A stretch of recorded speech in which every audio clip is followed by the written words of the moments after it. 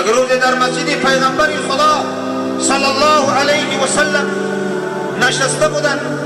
یک مرد را صحابه گفت یا رسول الله فلانی نماز می آید لیکن این عرق خورده می آید. این مرد عرق خور است، در نمازها می آید و لیکن کم کم عرق خورده می آید، حالی هم مسلمانی کامل نشده است. پیغمبر خدا فرمودند ان صلاته ستنهاه، ان صلاته ستنهاه. این نماز آمده ساده است. گفتن نماز آمده ساده است، با نزدیکی گفتن همین نماز این پاکیزه میکنه.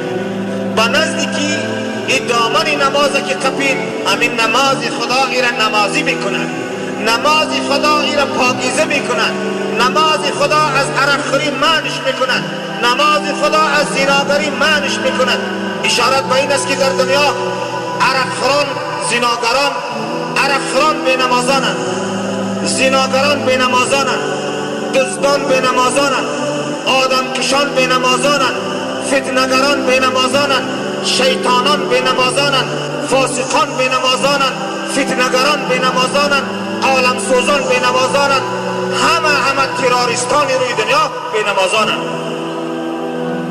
نماز عبادت است که الله تبارک و تعالی نظام ترتیب و احوال بشریت را به نماز قرار داده است. آیا تعلیم نماز را بچه بگم؟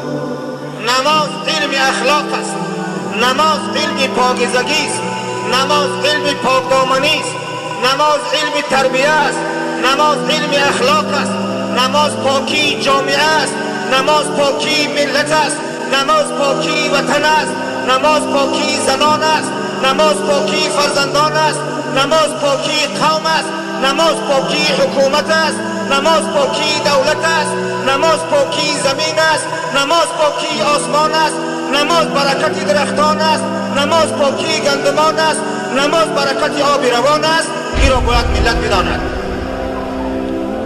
نماز اخلاق بشریت را، روی عالم را الله در نماز آفرید.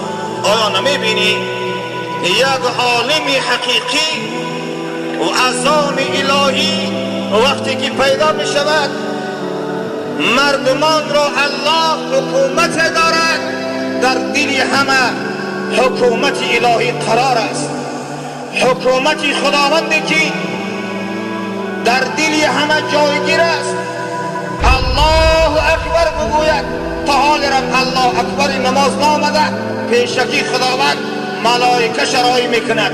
ملائکه در دل تو می اندازد به نماز، به اذان 15 دقیقه مونده است. نمیبینی تلفن خدا را، ملک خدا، خدمتگار الله نمیبینی لشکر خدا را؟ تا عقلت عالی هم نگرفته است، ایمانت کامل نشده است که الله لشکرانی دارد که ملائکه نام دارد. امون ملائکه پیشکی میآید خبرت میکنه که 15 دقیقه پس نماز میخوانند. حرکت که دارد که عبادت خدا را دریافت کنی، جنت بگیری.